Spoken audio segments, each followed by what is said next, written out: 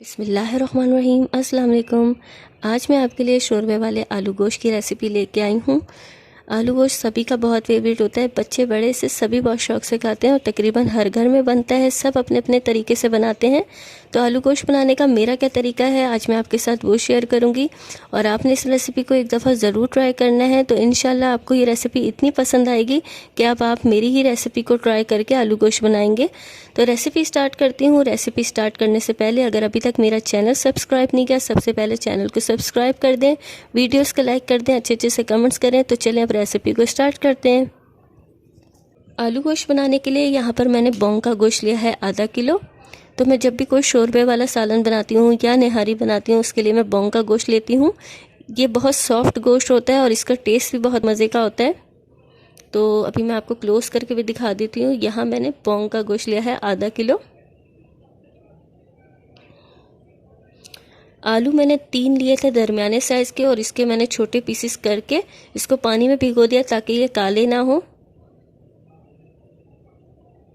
तो ऐसे आपने भी इसके छोटे पीसेस कर लेने हैं। प्याज मैंने ली है 3 अदर और इसको मैंने बारीक स्लाइस में काट लिया है। टमाटर मैंने 2 लिए थे और इसके मैंने पीसेस कर लिए। एक टमाटर के मैंने 4 पीसेस किए हैं।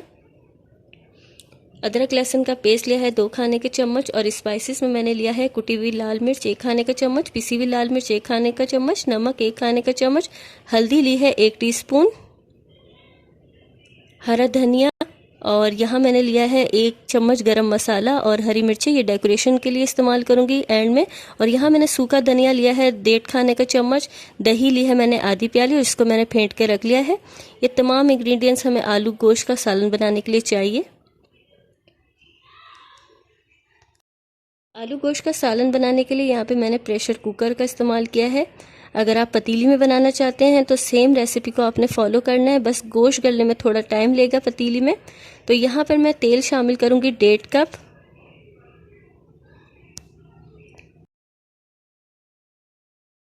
अब ऑयल के अंदर मैं शामिल करूँगी प्याज और प्याज को मैंने शैलो फ्राई करना है।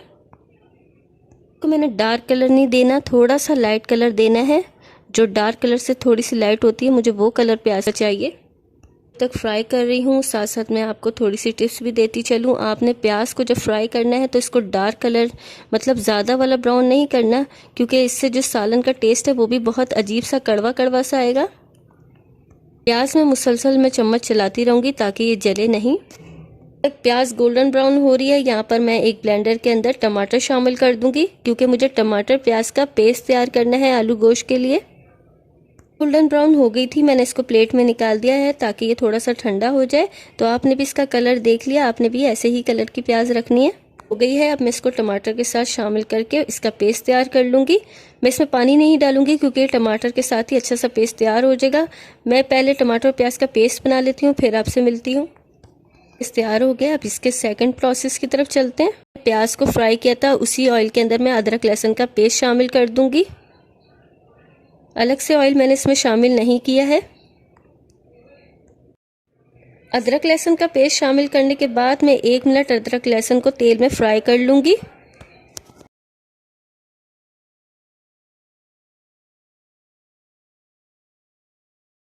अदरक लहसुन अच्छे से फ्राई हो गया है। अब मैं इसके अंदर गोश्त शामिल करूंगी।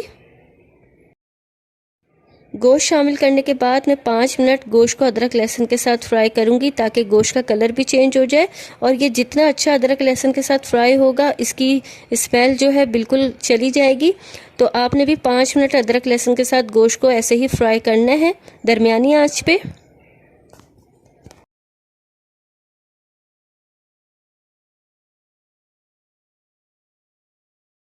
गोश्त फ्राई हो गया है। अब मैं इसके अंदर टमाटर प्याज का पेस्ट शामिल करूंगी।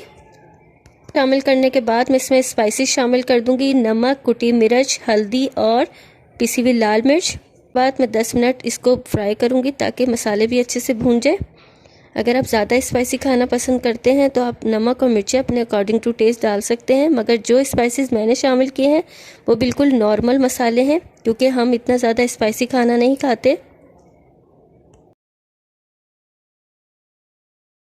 तो मसाले की जो भुनाई है वो मेन पार्ट होता है किसी भी सालन का, इसलिए भुनाई आपने अच्छी करनी है और भुनाई करते हुए आंच को दरमियाना रखना है।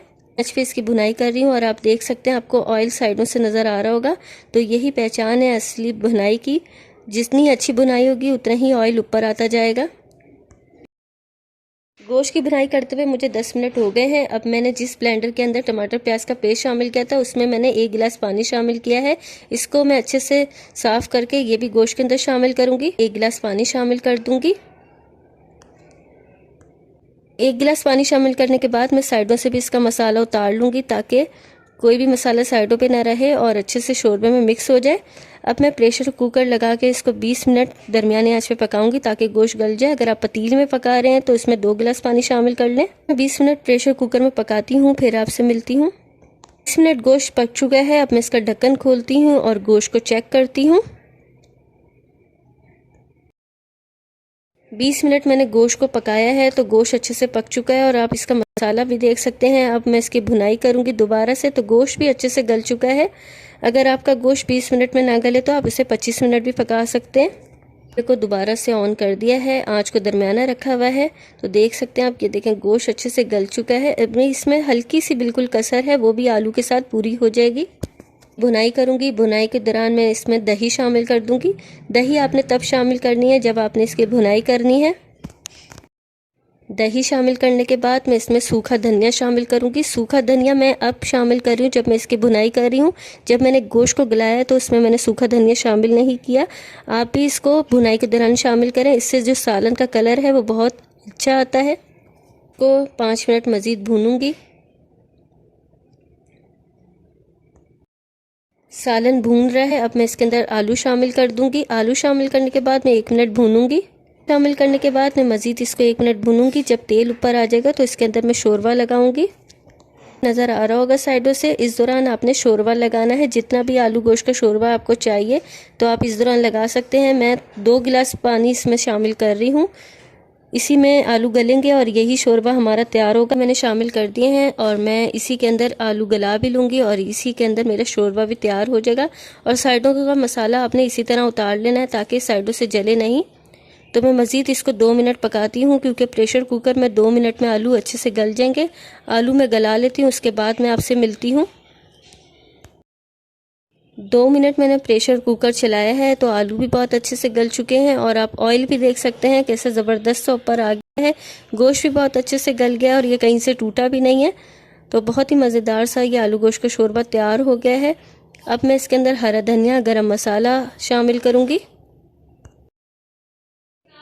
अब मैं इसके अंदर हरा धनिया और गरम मसाला पिसा हुआ शामिल करूँगी। तो आपने भी ये एंड में शामिल करना है। और पिसा हुआ गरम मसाला मैं हमेशा आलू गोश्त में एंड में शामिल करती हूँ। इससे जो आलू गोश्त का शोरबा है वो बहुत ही ज़बरदस्त सा टेस्ट देता है। तो मैं हमेशा हांडी के अंदर शामिल करती हूँ धनिया कटा हुआ, उससे पूरी हांडी में अच्छा सा टेस्ट आ जाता है। खुशबू आ रही है और बहुत ही मज़ेदार सा आलू गोश्त का शोरबा वाला सालन तैयार है। अब मैं इसको चम्मच में लेके आपको दिखाती हूँ। तो आप इसका शोरबा चेक करें कैसा ज़बरदस्त है। अब मैं इसको सर्व कर लेती हूँ। इसको मैंने प्लेट के अंदर सर्व कर लिया था। अब मैं इसके ऊपर मज़ीद हरे धनिए से डेकोरेशन कर दूँगी। तो जब आप इसे किसी बाउल में निकालें और जब आप खाना खाने लगें या किसी मेहमान के आगे आप सर्व करें तो इसी तरह आप इसकी डेकोरेशन करें तो वो दिखने में भी बहुत अच्छा लगता है सालन, और खाने में भी बहुत ही मज़े का लगता है। तो बहुत ही मज़ेदार और आसान सी आज आपके साथ मैंने आलू गोश्त के शोरबे वाली रेसिपी शेयर की है। उम्मीद करती हूँ आपको ये रेसिपी बहुत ज़्यादा पसंद आएगी और आप इसे ट्राई भी करेंगे। आलू गोश्त मैंने आपको पहले भी बनाना सिखाया है। अगर आपने वो रेसिपी नहीं देखी तो मैं डिस्क्रिप्शन में उसका लिंक डाल दूँगी, तो आप वहाँ से जाके देख सकते हैं।